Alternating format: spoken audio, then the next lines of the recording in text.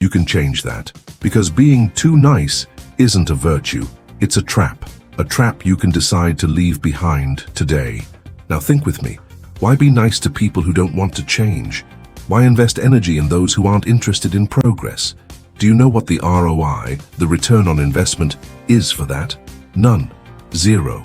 So, how about making today the day you stop doing that? If you want to become a race car, you need to run with race cars. You can't expect to race at 200 miles per hour while hanging around with bicycles. It's like Formula One. Have you seen the picture of Charles Leclerc watching Lewis Hamilton as a kid? Or Verstappen, who was a test driver, admiring Hamilton before becoming a world champion? Even Schumacher, who had a poster of Ayrton Senna at home, eventually competed with him and left his own legacy. Here's the lesson. Stay close to the race cars, even if you start as a mechanic. Being near those who are moving at high speed, those who are winners, will push you forward. Staying close to the defeated will only shrink your thoughts and lower your goals. You'll find yourself talking about going 200 miles per hour with someone pedaling at 12 miles per hour. If you want to explode into success this next year, the answer is clear. Stay close to the race cars. And let me tell you something straight from my soul. I wish I had heard this when I was 20 years old. I wish I had been sitting in a talk like this, with a notebook in hand, writing everything down and leaving with a list of decisions to change my life. Something like, I'm going to change my WhatsApp number, delete contacts who don't help me, focus on my goals, and stop being too nice. Because in my youth I had to figure it all out on my own. I was talking about emotional intelligence when no one even knew what it was. I started studying Daniel Goleman in 2005 and was amazed by the concept. But I had no one to talk to. I'd bring up NLP, neuro-linguistic programming, and it felt like I was speaking Greek. There was no one to tell me, press here, do this, follow this path. So, what did I do? I discovered, on my own, that changing my behavior was possible, and it transformed my life. If you're hearing this now, you have an advantage I didn't have. Someone to show you the way, to tell you it's possible. But in the end, the choice is still yours. Will you keep pedaling a bicycle, surrounded by people who don't want progress? Or will you step into the world of race cars? Remember, you can't be a race car if you're riding with bicycles. Make decisions today. Change the course of your life, because those who don't decide remain stagnant. And staying still, you'll never get anywhere. When I discovered it was possible to change my behavior, I decided, now I'll change theirs. Not because I wanted to change people, but because I needed to hit results. At the time, I was managing a team, and I couldn't stand the thought of missing my targets. I knew what needed to be done to hit the numbers, but I realized that to do that, I had to change the mindset of the people around me. So I started working with each person individually. I discovered their dreams. And do you know what I realized? Most people don't dream about anything.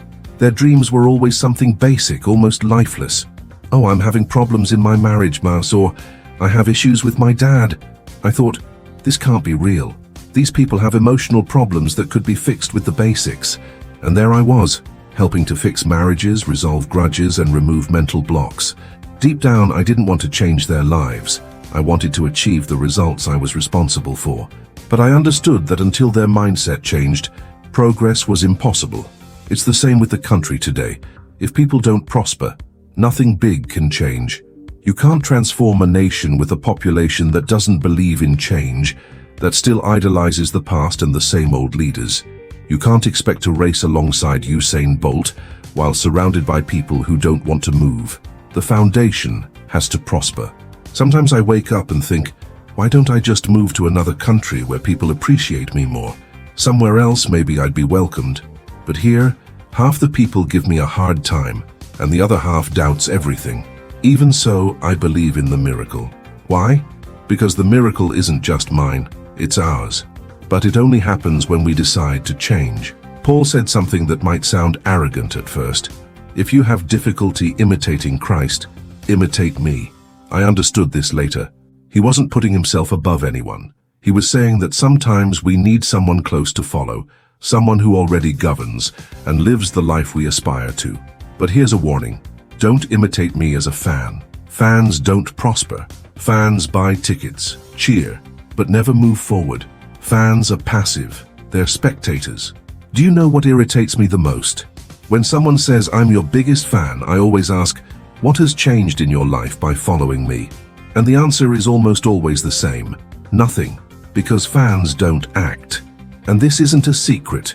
Want to change your life? Stop being a fan and start being an active participant.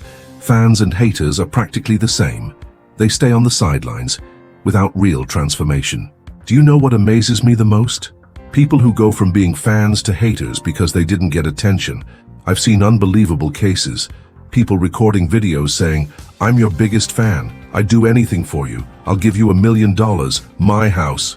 But because I didn't give them attention, they started attacking me.